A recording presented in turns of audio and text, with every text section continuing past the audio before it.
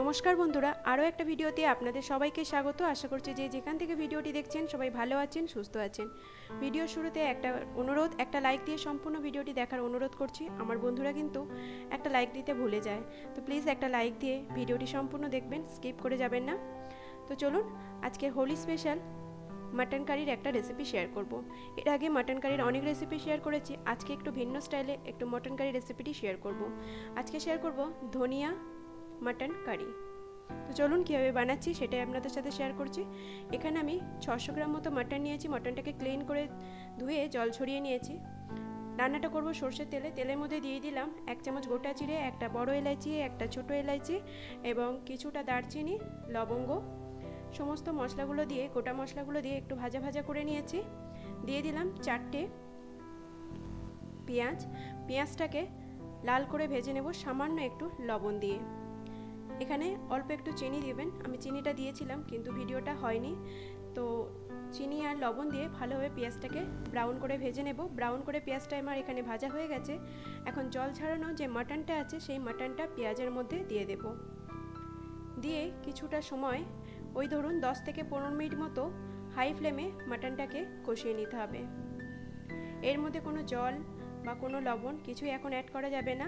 যা মশলা দিয়েছি সেই মশলার সাথেই কিন্তু মাটনটাকে 15 মিনিট মতো কুক করে নিতে হবে হাই ফ্লেমে। এদিকে আমি একটা ফ্রাইং প্যান গরম করতে বসিয়েছিলাম। দিয়ে দিলাম 1.5 চামচ মতো গোটা ধনে। গোটা ধনেটাকে একটু ব্রাউন করে ভাজা করে নিতে হবে।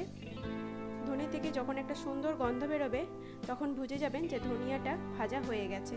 তো এখন মিক্সার গ্রাইন্ডারের জারের মধ্যে ওই 1.5 চামচ ধনে, একটা ছোট সাইজের পেঁয়াজ আর আদা রসুন পেস্ট, যেটা আমার আগে থেকে পেস্ট করা ছিল সেই পেস্টটা আমি দিয়ে দিয়েছি। যদি আপনাদের কাছে পেস্টটা না থাকে তাহলে গোটা আদা রসুন দিয়ে দেবেন। দিয়ে সমস্ত মশলাগুলো একটা পেস্ট বানিয়ে নিতে হবে। তো আমার এখানে পেস্টটা কিন্তু রেডি হয়ে গেছে। চলুন এবারে মটনটার অবস্থাটা দেখুন।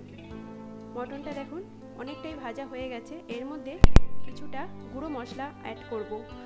মশলার মধ্যে এখানে দিয়ে দিচ্ছি 1 চামচ লঙ্কার গুঁড়ো, রেগুলার রান্নার যে লঙ্কার গুঁড়োটা থাকে সেই লঙ্কার গুঁড়ো, 1/2 চামচ হলুদ গুঁড়ো, 1 চামচ জিরের গুঁড়ো আর কাশ্মীরি রেড চিলি পাউডার 1/2 চামচ। দিয়ে দেব গরম মশলা 1 চামচ আর দেব লবণ। সব ড্রাই স্পাইসেসগুলো দিয়ে মাটনটাকে আরও 4 থেকে 5 মিনিট মিডিয়াম আঁচে কষিয়ে নিতে হবে।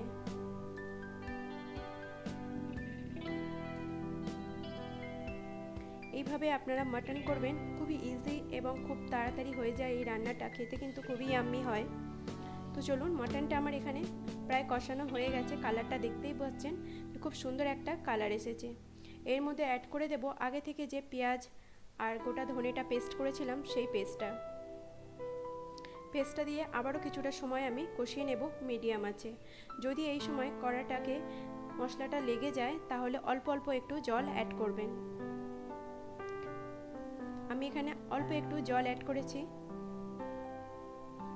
জলটা দিয়ে আবারও আমি কষিয়ে নেব।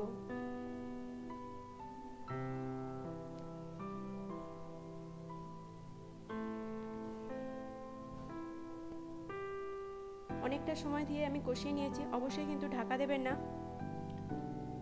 দেখতেই পাচ্ছেন তেল ছেড়ে দিয়েছে এবং কালারটা কতটা সুন্দর এসেছে।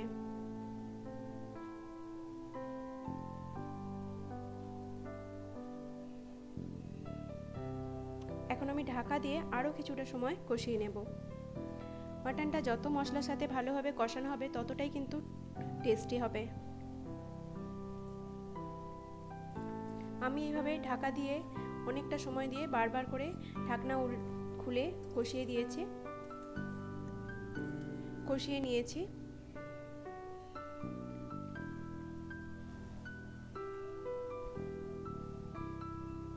তো দেখতেই পাচ্ছেন মশলা থেকে তেল ছেড়ে দিয়েছে। এখন আমি কিছুটা গরম জল অ্যাড করব।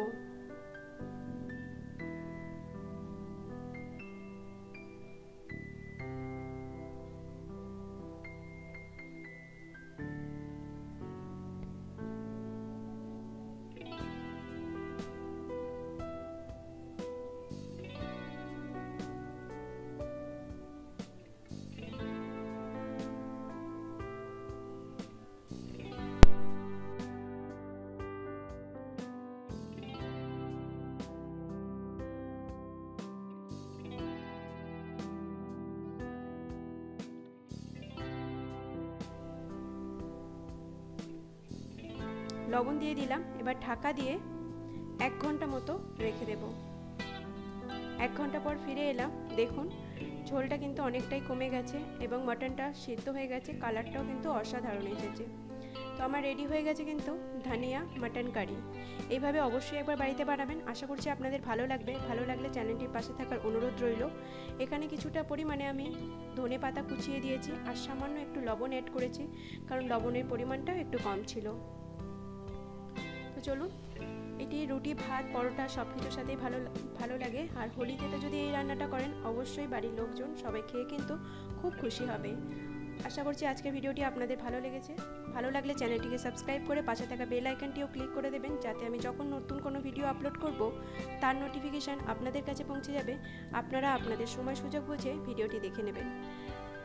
আজকের মতো বিদায় নিচ্ছি। আবার দেখা হবে নেক্সট কোনো ভিডিওতে। ততক্ষণ সবাই ভালো থাকবেন, সুস্থ থাকবেন, সাবধানে থাকবেন। আর এতক্ষণ আমার সাথে থাকার জন্য সবাইকে অসংখ্য ধন্যবাদ।